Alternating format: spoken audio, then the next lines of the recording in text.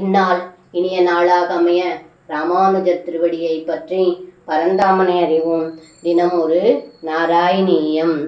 கிருஹேஷு தே கோமல ரூபஹாச மிதக்கதா சங்குலிதாகமன்யஹ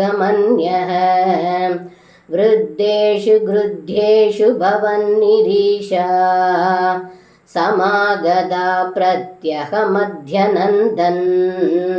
இந்த பாடலுக்கு அர்த்தம்: ஏ குருவாயூரப்பா, தாங்கள் பிறந்ததிலிருந்து கோபியர்கள் அவரவர் இல்லங்களில் தங்களுடைய அழகிய திருமேனியை பற்றியும் தங்களுடைய அழகான புன்சிரிப்பை பற்றியும் ஒருவருக்கொருவர் பேசிக்கொண்டிருந்தார்கள்.